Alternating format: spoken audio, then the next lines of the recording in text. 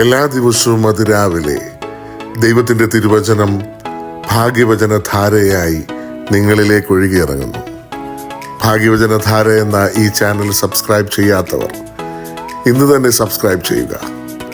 ഞങ്ങൾ അപ്ലോഡ് ചെയ്യുന്ന തിരുവചന സന്ദേശങ്ങൾ യഥാസമയം നിങ്ങൾക്ക് ലഭിക്കുന്നതിനായി ബെല്ലൈക്കൺ അമർത്തുക. ദൈവം നിങ്ങളെ അനുഗ്രഹിക്കട്ടെ. ത്രിയേക ദൈവത്തിന് സ്തുതി. ഏവർക്കും ക്രിസ്തുയേശുവിന്റെ ധന്യനാമത്തിൽ എന്റെ സ്നേഹവന്ദനം. നോഹയുടെ കാലം പോലെ മനുഷ്യപുത്രന്റെ വരവുമാകും. ജലപ്രളയത്തിന് മുമ്പുള്ള കാലത്ത് നോഹ പെട്ടകത്തിൽ കയറിയ നാൾ വരെ അവർ തിന്നും കുടിച്ചും വിവാഹം കഴിച്ചും വിവാഹത്തിന് കൊടുത്തും പോന്നു. ജലപ്രളയം വന്ന് എല്ലാവരെയും നീക്കിക്കളയുവോളം അവർ അറിഞ്ഞതുമില്ല. മനുഷ്യപുത്രന്റെ വരവും അങ്ങനെ തന്നെ ആകുമെന്ന് വിശുദ്ധ മത്തായിയുടെ സുവിശേഷം 24:37 മുതലുള്ള വാക്യങ്ങളിൽ പറയുന്നു. 2 പത്രോസ് 2:5 മുതൽ 8 വരെയുള്ള വാക്യത്തിൽ പറയുന്നത്, പുരാതന ലോകത്തെ ആദരിക്കാതെ ഭക്തികെട്ടവരുടെ ലോകത്തിൽ ജലപ്രളയം വരുത്തിയപ്പോൾ നീതി പ്രസംഗിയായ നോഹ 7 പേരോടുകൂടെ പാലിക്കുകയും സോദോം ഗോമോറ എന്ന പട്ടണങ്ങളെ ഭസ്മീകരിച്ച് ഉന്മൂലനാശത്താൽ ന്യായം വിധിച്ച് മേലാൽ ഭക്തികെട്ട് നടക്കുന്നവർക്ക് ദൃഷ്ടാന്തമാക്കി വെക്കുകയും അധർമ്മികളുടെ ഇടയിൽ വസിച്ചിരിക്കുമ്പോൾ നാൾതോറും അധർമ്മ പ്രവൃത്തി കണ്ടും കേട്ടും തന്റെ നീതിയുള്ള മനസ്സിൽ നൊന്ത് അവരുടെ ദുഷ്കാമ പ്രവൃത്തിയാൽ വലഞ്ഞുപോയ നീതിമാനായ ലോത്തിനെ വിടുവിക്കുകയും ചെയ്തു എന്ന് കാണാം. നോഹയുടെ കാലത്തിന്റെ പ്രത്യേകത ദുഷ്ടത പെരുകുന്ന കാലഘട്ടം, ആരെയും വിശ്വസിക്കാൻ പറ്റാത്ത അവസ്ഥ. ഉൽപ്പത്തി പുസ്തകം 6:5 ഭൂമിയിൽ മനുഷ്യന്റെ ദുഷ്ടത വലിയതെന്നും അവന്റെ ഹൃദയവിചാരങ്ങളുടെ നിരൂപണമൊക്കെയും എല്ലായ്പ്പോഴും ദോഷമുള്ളതത്രയെന്നും യഹോവ കണ്ടു. എന്തും ചെയ്യാൻ മടിയില്ലാത്ത ഒരു കാലഘട്ടത്തിലൂടെയാണ് നാം കടന്നു പോകുന്നത്. മാധ്യമങ്ങൾ നൽകുന്ന അനുദിന വാർത്തകൾ ഞെട്ടലോടുകൂടെ അല്ലാതെ ശ്രമിക്കുവാൻ സാധിക്കുകയല്ല.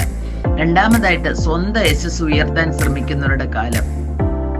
കയ്യൻ തന്റെ ഭാര്യയെ പരിഗ്രഹിച്ചു, അവൾ ഗർഭം ധരിച്ച് ഹാനോക്കിനെ പ്രസവിച്ചു, അവനൊരു പട്ടണവും പണിതു, ഹാനോക്ക് എന്ന് തന്റെ മകന്റെ പേരിട്ടു എന്ന് ഉൽപ്പത്തി പുസ്തകം 4:17 വായിക്കുന്നു. വരുവീൻ, നാം ഭൂതലത്തിലൊക്കെയും ചിതറിപ്പോകാതിരിപ്പാൻ ഒരു പട്ടണവും ആകാശത്തോളം എത്തുന്ന ഒരു ഗോപുരവും പണിക, നമുക്കൊരു പേരുണ്ടാക്കുക എന്ന് ബാബൽ ഗോപുരത്തിന്റെ കാര്യത്തിലും പറയുന്നതായിട്ട് വായിക്കാം.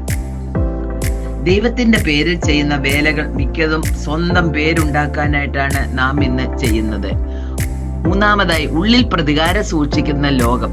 ലാമേക്ക് തന്റെ ഭാര്യമാരോട് പറഞ്ഞത്, ആദയും സില്ലയുമായുള്ളോരെ എന്റെ വാക്ക് കേൾപ്പിൻ. ലാമേക്കിൻ ഭാര്യമാരെ, എന്റെ വചനത്തിന് ചെവി തരുവിൻ. എന്റെ മുറിവിന് പകരം ഞാൻ ഒരു പുരുഷനെയും എന്റെ പരിക്കിന് പകരം ഒരു യുവാവിനെയും കൊല്ലും. ഇന്നത്തെ തലമുറ എന്തിനും ഏതിനും പ്രതികാരദാഹികളായവരാണ്. പരസ്പരം ക്ഷമിക്കുവാനും പൊറുക്കുവാനും ഇന്നത്തെ തലമുറയ്ക്ക് സാധിക്കാതെ വരുന്നു. നോഹയുടെ കാലത്തെ പോലെ മുറിവേൽപ്പിച്ചവനെ കൊല്ലുന്ന ഒരു സമൂഹം ഇന്നത്തെ ശാപമാണ്. നാലാമതായിട്ട്, ബോധിച്ചവരെ പങ്കാളികളാക്കുന്ന കാലം. പവിത്രമായ കുടുംബ ബന്ധങ്ങൾ കുറഞ്ഞു പോകുന്നു. ആണോട് അവലക്ഷണം കാണിക്കുന്ന കാലഘട്ടത്തിലൂടെയാണ് നാം ഇന്ന് കടന്നു പോകുന്നത്. ഇതിന് നിയമസാധുതയും കൽപ്പിക്കുന്നു. ഇന്ന് ഈ പ്രവണത ഏറിക്കൊണ്ടിരിക്കുന്നു. ഇതും നോഹയുടെ കാലം പോലെ തന്നെ. അഞ്ചാമതായിട്ട്, മദ്യപാനികളുടെ എണ്ണം വർദ്ധിക്കുന്ന കാലഘട്ടം. നോഹ ഒരു മുന്തിരിത്തോട്ടം നട്ടുണ്ടാക്കി അതിന്റെ വീഞ്ഞു കുടിച്ച് ബോധം നഷ്ടപ്പെട്ട് കിടന്ന് പിതാവിന്റെ നഗ്നത കണ്ട കനാനെ നോഹ ശപിക്കുന്നതായും കനാന്റെ തലമുറ ശാപഗ്രസ്തമായി തീരുന്ന സംഭവം വിശുദ്ധ വേദപുസ്തകം വരച്ചു കാണിക്കുന്നു. ഇന്ന് സ്ത്രീയും പുരുഷനും പെണ്ണും ആണുമായ യുവതലമുറകളും പലവിധമായ ലഹരിക്ക് അടിമകളായി ജീവിതം ഹോമിച്ച് ശാപഗ്രസ്തമായി തീരുന്നു. ഈ ദുഷ്ടത ലോത്തിന്റെ കാലത്തും കാണാം. ദൈവം വിളികിട്ട് ഹാരാനിൽ നിന്ന് അബ്രഹാമിന്റെ കൂടെ ഇറങ്ങി പുറപ്പെട്ട ലോത്ത് നീരോട്ടമുള്ള സ്ഥലം തെരഞ്ഞെടുത്തു. ലോത്ത് താമസിച്ച സോദോം നിവാസികളും ദുഷ്ടന്മാരും യഹോവയുടെ മുമ്പാകെ മഹാപാപികളുമായിരുന്നു എന്ന് ഉൽപ്പത്തി പുസ്തകം 13:13 കാണുന്നു. ലൂക്കോസിന്റെ സുവിശേഷം 17:26 മുതൽ 30 വരെയുള്ള ഭാഗങ്ങളിൽ പറയുന്നത്, നോഹയുടെ കാലത്ത് സംഭവിച്ചതുപോലെ മനുഷ്യപുത്രന്റെ കാലത്ത് സംഭവിക്കും. ലോത്തിന്റെ കാലത്തും ഇതേ സംഭവം തന്നെയാണ് നടന്നത്. ലോത്ത് സോദോം വിട്ട നാളിൽ ആകാശത്ത് നിന്ന് തീയും ഗന്ധവും പെയ്ത് എല്ലാവരെയും മുടിച്ചു കളഞ്ഞു. മനുഷ്യപുത്രന്റെ നാളിലും ഔവണ്ണം സംഭവിക്കുമെന്ന് കാണാം. നോഹയുടെയും ലോത്തിന്റെയും ദൃഷ്ടാന്തം നമുക്ക് തന്നിട്ടുള്ളതിനാൽ തിന്മയിലേക്ക് വഴുതി വീഴാതെ കർത്താവിന്റെ വരവിന് വേണ്ടി ജീവിതാന്ത്യം വരെ വിശുദ്ധിയോടെ ജീവിക്കുവാൻ ദൈവം ഏവർക്കും കൃപ ചൊരിയട്ടെ എന്ന് പ്രാർത്ഥിച്ചുകൊണ്ട് എന്റെ വാക്കിനെ ചുരുക്കുന്നു. ദൈവം ഏവരെയും അനുഗ്രഹിക്കട്ടെ.